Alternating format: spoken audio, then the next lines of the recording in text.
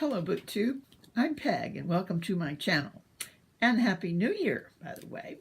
I have my snowman bookish necklace on today. There's the pile of books. And I want to say that I'm going to try to put on the thumbnail this picture of my cat in a New Year's Eve hat. Now, I went to a early New Year's Eve dinner last night, home by 8 or 9, and I got this hat, and I thought, oh, wouldn't it be so cute? You all have such great cats and dogs and pictures of them loving you, and my cat's a little bit standoffish, so I thought, wouldn't it be cute to get my cat to wear this hat for a picture? Well, we tried. If you've linked into this and I can't get it on the thumbnail, here's the picture of the cat in the hat. Not happy. Anyway, so I was able to read quite late last night. I kind of have a reading hangover this morning, but I was able to finish the books on all the books on the COSTA Book Awards list, and the winners of the categories of this is going to be announced tomorrow, January 2nd, in the UK. This is the first year actually that I've read the COSTA Awards. I'm becoming more aware of all the awards since I enjoy talking about them so much. The COSTA Book Award is for authors based in the UK and Ireland, and it's been running since 1971. Now, this award is more for popular, not genre fiction, but the more popular literary fiction. And one of the criteria that I found out is that they're just looking for the most enjoyable books of the year. So a lot of these you've probably heard of. They have 5 different categories, and I'll be dealing with today with the Best Novel Award, and hoping to finish them all to talk about the Best First Novel Award or list tomorrow before it's published or announced tomorrow night. Seems kind of after the thought to talk about it after the winner's already been announced. Oh well, we'll see. Anyway, so just a little way, they have the 5 different categories, the 2 novel ones and biography, poetry, and children's, and each of these has 4 on their short list, so there's 20 books in the running, and what they're going to announce tomorrow night is the winner in each category. Then those 5 winners will go against each other to win the overall COSTA Book of the Year, which will be announced on January 30th. This is kind of unusual to have different genres and different types of books go against each other, but anyway, it'll be interesting to see what kind of book they select there. Okay, I'm going to just run through the books quickly. There's just 4 of them, and you can let me know if you probably a lot of you have read some of these. Let me know what you think is going to win. Okay, first I'm going to talk about Tin Man by Sarah Winman. This is the book I was up late reading last night, and wow, is it immersive. I was like almost couldn't go to sleep. I was just living in this book. It was so hallucinatory kind of and impressionistic in its writing. I'm not going to talk a lot about the story. It would be hard to. It's mainly character based, and it's about 2 men, and the story is kind of broken up and told through both of their viewpoints. They're friends, and it has not even been published in the U.S. yet. It came to my attention last spring or summer sometime when Simon Savage, our famous book critic and booktuber, talked about this and called it the perfect book. And I think it's probably his best of the year. I haven't noticed that yet. But he got a lot of other people to read it, and they raved about it. And so I ordered this copy from Book Depository. And as I said, this is the English cover of it. Now, it's interesting that I'll show you the American cover in a minute here. Um, there's two kind of symbolic images that play a part on the cover, and one of them is the bicycle. There's a lot of bike riding in this. Takes a big part of the story. And the other is the color of this. Now, it starts, in fact, with the image of Van Gogh's Sunflowers painting. It's has something to do with the story, a copy of the painting. And this color, which is kind of unusual for a book, I realized is the color of sunflowers. So it covers those two images. Now I want to show you the U.S. copy that's going to be published this spring, I believe, sometime. Tin Man. It's actually in the same colors, but it definitely hits on the sunflower look. I really kind of like it better. I might end up getting a copy of it too. Okay, so that's the first one. And next we have another book that's quite well known and has been on several prize lists called Reservoir 13 by John McGregor.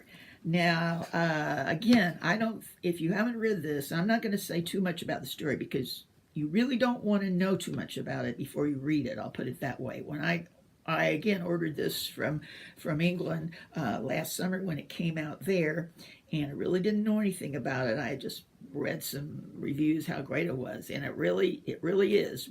But the unusual thing about it, it's been up for different kind of prizes. First of all, I will say it's about a small village, they call it, in England, and a young woman disappears there, and you get to know a lot of things about the village and through the years. It was really impressive to me, and I was glad I didn't know much about it. So if somebody tries to tell you about it, don't listen if you're going to read it.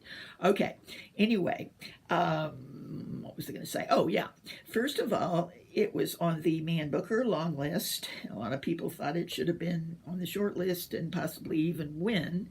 And then it was on the Goldsmiths Prize, which is, I've talked about and probably talked about this, is for experimental literature and new ways and styles of writing. So, and now it's on this prize list, which is for more popular and enjoyable work. So it's amazing how it fits into different categories. Okay, this, as I said, is the UK cover, and it has just recently been published in the US, and this is their cover. I think I like this one better, actually. It shows the green. I assume that's the green countryside England. As I mentioned the other day, I just love to read and get images of the English countryside. Okay, so then we're going on. We have two more. The next one is Under a Pole Star by Steph Penny. Now, she's quite an experienced author. This one actually is about Arctic explorers at the start of the 20th century, and it involves two competing expeditions, one run by man, one run by a woman, and then the man that is in the relationship is in the other one, and it has some really great imagery and the setting with all that iciness and snow, and evidently she's good at that. I'll show you her former novel in a minute, but she lives in London but has degrees in philosophy, theology, film, and TV. What a mixture, huh? And she's written and directed 2 short films. Okay, so the one she wrote before this, oh, come on now, let's not act like that, is called Tenderness of Wolves. And it actually won this very prize, the COSTA Prize. I believe it was in about 4 or 5 years ago. And when I was looking at it last night and I saw that it was on sale for Kindle for 99 cents, I went ahead and bought it because it really looks good.